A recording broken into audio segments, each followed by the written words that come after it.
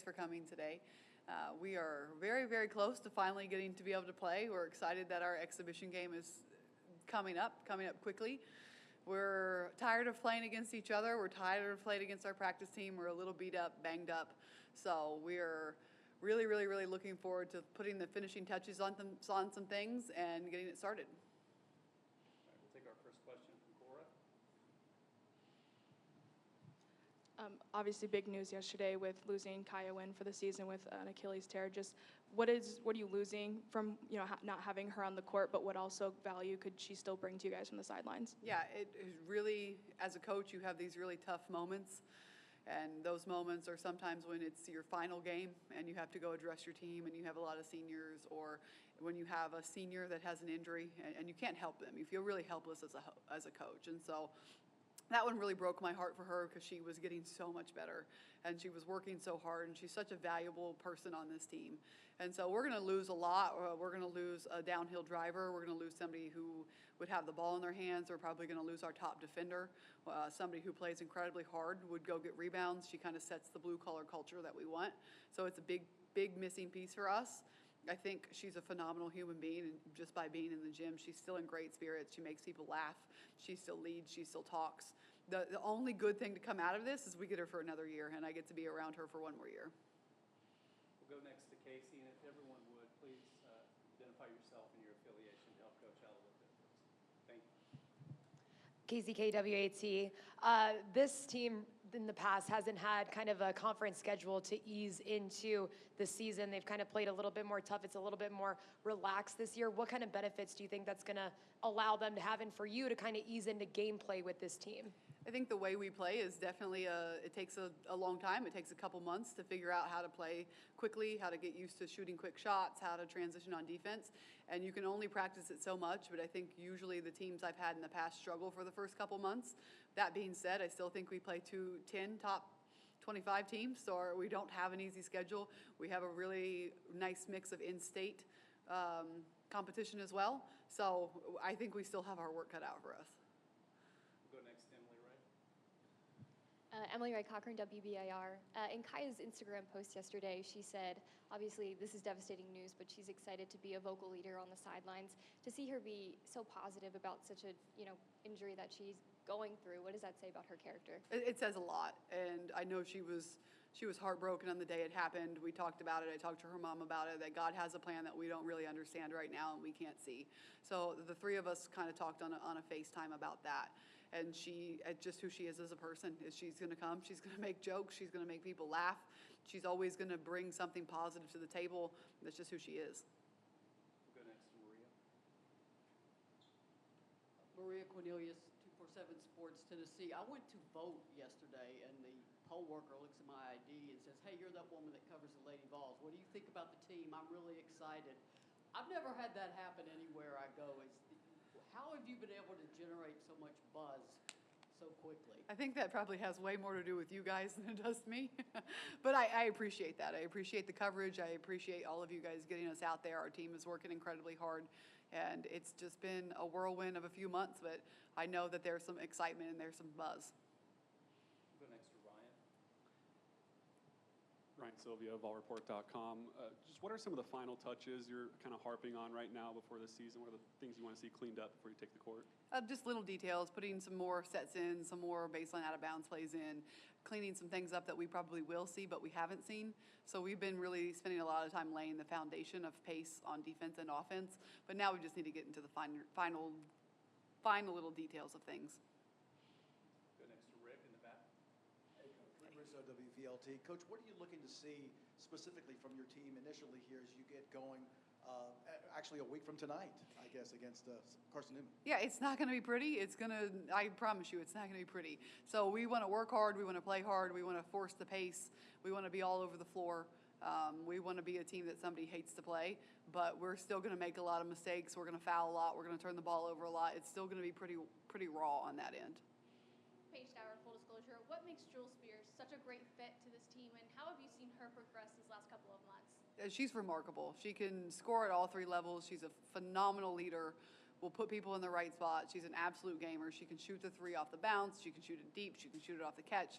And those are the players I really like to have, especially people that are just great teammates. And I think that's who she is. She comes in every day with a great mindset of not only getting better herself, but bringing people around her. And when you get to this, making people around her better, and when you get to this point in the season, I mean, we've been going for a long time, and so they're kind of just dreading it. And she does a really good job of making sure everyone is focused. Jack Church, the Daily Beacon. Coach, what have you learned from, as you step into this program, from Tess, from Sarah, from Kaya, those veteran players who have played all 4 years here? Yeah, I think that they just, I don't know what I've learned as in, what you mean? Just in terms of the expectations. Yeah, I think that they have done a great job of explaining what they want, what their goals are, of kind of how they want to be the team that people hate to play, how they have a chip on their shoulder, they have something to prove, they want to get Tennessee back to where it used to be. I think that that is something that's in our daily conversations because of them, and they were very, very vocal and adamant about that from day one. We'll go to Casey, back right. Kanaya Boyd is the youngest on this team. She's also the only one who really hasn't been under any other system in terms of not being able to practice when she did get here early last year. Just what are some of the biggest benefits and things that excite you the most about being able to sculpt her into your system from the ground up from the beginning of her collegiate career? Yeah, I don't think there's any hiding the fact that we work really hard and we do a lot of running in this program. I think that's pretty much well known, and so everyone gives her a hard time. Oh, you have to do this for 3 more years. But we love it because we tell her, like, hey, she's going to be a beast by the end of it. She's getting better and better by the day. She was truly made to play this way. She can press, she can score downhill. I think she's going to have a bright, bright future because I think she's going to have a really good year. And so I am really excited to see what she does by the time she's a senior.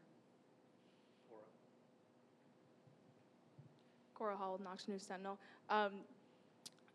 Have people started to kind of separate themselves in terms of who might, vie for a starting spot, and what's kind of your focus when you're thinking about who you want to start? Yeah, we do starters a little bit differently, and so a lot of people don't like it. But we're going to do it based on productivity. And so whatever your productivity was the last game, that's who's going to start the next game. So we told our teams that, I think maybe Monday, that's how we're going to do it. And I've had some teams in the past where the same people start every game because you always have the same production, and then you have some teams that it's mixed up every game. So we don't really have to fool with starting lineups a lot. It's earned every single game. Maria, and then Caleb. Coach, you mentioned you're tired of playing each other, and I know it's limited what coaches say about these close scrimmages. And obviously, Rick Barnes talked about Davidson. Did y'all get an opportunity to do that this year, or was it just internal? We have one coming up Sunday. Okay, thank you. Caleb Gyro with the Daily Times. Coach, you've mentioned expectations that it won't look pretty at the beginning. How do you get that message across to the team that when those growing pains happen to kind of keep your confidence up, keep your morale up? We've talked about it a lot, and that how you're playing right now, you're going to be significantly better in January. And they just have to trust that I've seen it enough to know, and they can go back and they can look at stats. There's proof there of former players who maybe didn't have the best non-conference schedule, but by the time we got into conference, they were playing their best. Generally, our numbers will go up. In the past, I don't know that will be the same going into SEC play, but they will get better. They will get more confident. They will get more comfortable. We'll go next page in the back. When you have a chance to talk about Ruby Whitehorn, what should we know about Ruby? Yeah, Ruby is a phenomenal leader as well, especially for somebody that's coming in new. And so I think that's something that's really special about this team is we have people that have been here for a while, and then you have some people that are new, and I think they blend very, very well. And if you didn't know, you wouldn't know who was new and who has been here. So from the day Ruby got here, she's done a really good job of holding people accountable, being the first, the 50-50 balls on the floor, playing hard, talking. She has a bright future. I think she is going to be one of those ones we just talked about that may start off a little slow, and then you're going to see her take off. Cora, and then Casey. I'm curious how you've balanced, the focus on the presses, right? Because you say you want 3 to 4. That's obviously a lot to learn, but how do you kind of balance that with also getting that half-court defense in for games when maybe the presses aren't working or, teams are kind of figuring out, and it's just not clicking that night? Just how do you kind of balance that, in the preseason to prepare for those games? Yeah, you break it up in your practice plan of doing a segment of full court and then a segment of half court. And then as you get into specific games, like right now, we're going to start working on actions that we haven't seen in the half court. Because if you're playing against yourselves or guys, you're only seeing kind of the same thing. So doing more of like a 4-out, 1-in, because we will see more of a traditional post player back to the basket, working on all of those things. And that's what we're putting in this week, and we'll continue to do week by week based on who we play. You mentioned how it takes a little bit of time for your system to kind of be implemented at a higher level while you guys go through that non-conference schedule. Based on the past and based on where this team is now, do you have maybe an estimate of when we might be able to see that system kind of fully in play, or is it just kind of a game-by-game situation, see how it progresses? It usually depends on each team, but in the past, November is horrendous, and December is a little bit better, and then you kind of hit your stride and they get more comfortable going into it. Go next to Caleb and then Ryan. Assistant coach Gabe, what has he brought this offseason with his energy, and what made you want to bring him into this program? He's a phenomenal recruiter. He's a very good on-the-floor coach. He's loud, significantly louder than me. So that helps when you have somebody that's high energy, can back up what you say with a louder voice, all of those things. He brings a lot to the table. He's been on the road recruiting a lot, and we can definitely feel the days that he's missing. With Gabe and Roman, do you feel like there's an impact because they have an SEC background, because they've coached at this level? Like, how has that helped you in your transition? Absolutely. That's why they're here, because I definitely knew that I had blind spots and I needed people around me that didn't. And they've done a really good job on the recruiting trail of knowing the players that I didn't know when I first got here, and knowing the SEC. And when we're talking about scouts and dividing it up and personnel and play style, they're huge on all of that. Go next to Maria and then Cora. Coach, the best way to describe the SEC has always been it is a league for grown women. It is the toughest basketball conference, top to bottom, in the country. You have size to counter some of these big teams, of course, with Jillian Hollingshed and Z Spearman. Just how critical are those two going to be? I know we talk a lot about the guards, but how critical are they going to be for Tennessee going forward into the SEC? They're going to be huge, and I'm excited to see what they do because they've been playing as guards this whole time, but as we get into SEC play, they're going to be down there banging around under the basket. And so we need to be able to rely on them and trust them to do that. But I think they're two phenomenal bigs of what we like to do on the offensive end, and again, we would be toast without them trying to protect the rim and the paint. I know Jillian Hollingshed was not able to go Friday to Market Square Madness to do a concussion. Just do you have an update on her? And is there any other injuries the team is dealing with right now going into the season? Yeah, we are a little banged up, and so Kaya's was a heartbreaker. Jill's returning this week, so she's still in her concussion protocol, but she's limited. She can shoot, but she's still not full contact yet. And then we have a few more that are banged up, but they should be back hopefully by the exhibition. Alex Sargis from the Daily Beacon. Coach, you've been here now for a few months, and what are some of the ways that you've seen your team change and develop just as time has gone on and you've been here? I think that they are getting more comfortable being uncomfortable, which is huge. This is something I always wanted out of our teams. We push them pretty hard every day, and so they're just understanding that that's part of it. That's what it takes, and so that is big. They're coming into their own roles, which is something that also takes time in this style of play. When you take people. When traditional basketball puts you in a box, you're a 4, you're a driver, you're a shooter, and we're trying to get you out of that box, and we're trying to put you to do something that you haven't been doing, and we try to make you uncomfortable. Now is the time where we try to really harness your roles, all right? What are you good at? What are you going to be doing? And I've seen them come into their roles more and more the last 2 to 3 weeks, and it's made our team better. At SEC Media Days, you mentioned how pivotal Sarah Puckett and Jill Spear have been in this transition. Just what has impressed you the most about each of their leadership? I think how consistent their leadership is, how they lead from a genuine place. They don't lead and bark at their teammates. They just lead as great people who have earned the right to talk to their teammates. And they want what's best. They have the team's ear, and they can bark it if they need to, or they can just say it and everyone will listen.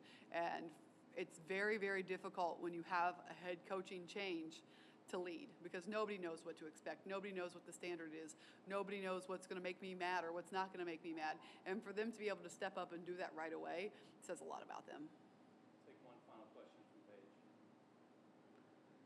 you mentioned earlier that, Jillian Hollingshed was one of the players that surprised you when you first got here. Has there been another player that's developed that way, that whether it's a surprise or changes the way that you think you'll utilize them this season? Yeah, I think in the past month, Z Spearman has gotten tremendously better, which is big for us. Kanaya Boyd is another one because she sat out an entire year. She started off a little rough, and she's really, really, really taken off. And so hers will be more of a confidence thing of just letting her do more with the ball, pouring into her a little bit on that end. But those two are the first that come to mind. All right. Thank you, Coach. Thank you, guys.